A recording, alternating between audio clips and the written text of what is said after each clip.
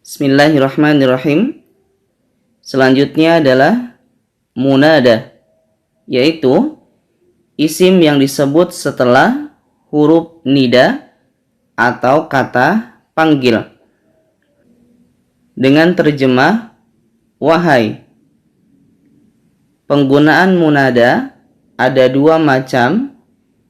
Yang pertama, dibaca fathah kata pertamanya jika berupa susunan idhofah, seperti ya Rasulullahi, wahai Rasulullah.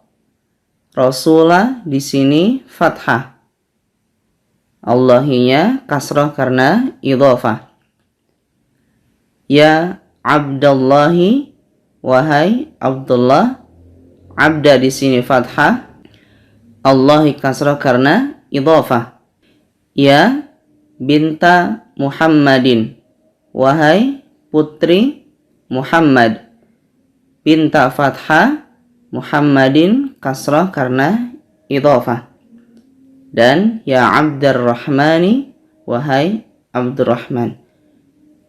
Bentuk yang kedua dibaca dhammah saja jika bukan susunan idhofah, seperti ya Muhammadu, ya Ustadzu, ya Khalidu, ya Syekhu.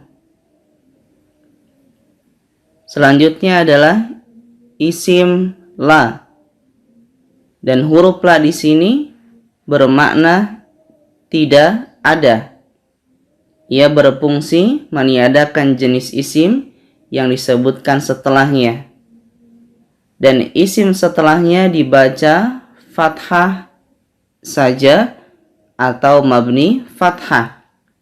Sangat banyak di dalam doa-doa atau zikir keseharian kita, seperti la ilaha illallahu, la haula wala quwwata illa billahi. Jadi setelah la, isimnya dibaca fathah. La robba, tidak ada rob siwallahi selain Allah. La ma'buda, tidak ada sesembahan bihaqqin dengan benar illallah kecuali Allah.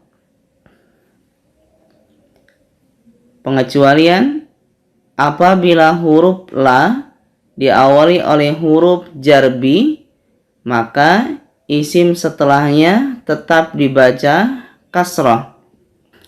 Dengan kata lain, huruf bi jar lebih kuat dibandingkan huruf la, seperti bila ilmin, tanpa ilmu. Bila khilafin, tanpa perbedaan. Bila hujjatin, tanpa hujjah. Selanjutnya adalah isim inna. Isim inna terletak setelah huruf inna, yang dalam bahasa Indonesia isim inna dia berposisi sebagai subjek dan harokatnya harus fathah atau nasab. Ada beberapa teman-teman inna, anna, lakinna, ka'anna, la'alla, laita. Tinggal dihafalkan. Inna Muhammadan mujtahidun. Sesungguhnya Muhammad itu rajin.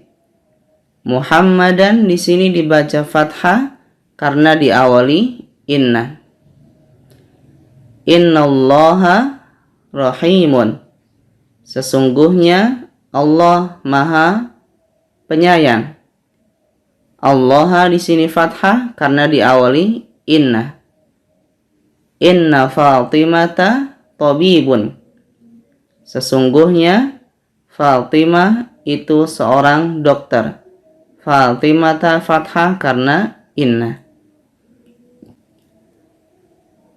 Terkadang isim inna itu diakhirkan, dan ciri utamanya adalah setelah huruf inna ada huruf jar atau zorot. Contoh, inna ma'al usri yusran. Sesungguhnya bersama kesulitan ada kemudahan. Ini adalah zorot dan susunannya. Kemudian yusron sebagai subjek ditandai dengan terjemah ada, dan dia fathah karena dipengaruhi oleh inna. Contoh lain, inna fil fasli rajulan. Sesungguhnya di dalam kelas ada seorang laki-laki. Fil fasli ini ada huruf jar dan susunannya. Rajulan di sini dibaca fathah tanwin karena dipengaruhi oleh inna, dan dia sebagai subjek dengan ditandai terjemah ada. Ya, ini sangat banyak di dalam teks bahasa Arab. Jadi, dimanapun subjeknya, selama dia ada inna dan kawan-kawan, maka subjeknya tetap dipengaruhi. Pengecualian, jika inna dan anna atau temannya bersambung dengan huruf ma, maka isimnya kembali ke harokat dhammah atau tidak berfungsi lagi. Contoh, innamal a'malu binniyati. Sesungguhnya segala amal itu dengan niat. Al-a'malu di sini tetap dibaca dhammah karena innama tidak dibaca fathah. Contoh lain, annamal hayatud dunya la'ibun. Sesungguhnya kehidupan dunia itu hanya permainan. Al-hayatu di sini tetap dibaca dhammah, tidak dibaca fathah karena an-nama ada huruf ma. La'ibun dhamma di sini sebagai khobar atau predikat. Berkaitan dengan terjemah, perbedaan inna dan innama. Inna artinya adalah sesungguhnya. Adapun innama sesungguhnya titik-titik hanya. Begitu juga dengan annama. Seperti contoh di sini, sesungguhnya kehidupan dunia hanya permainan.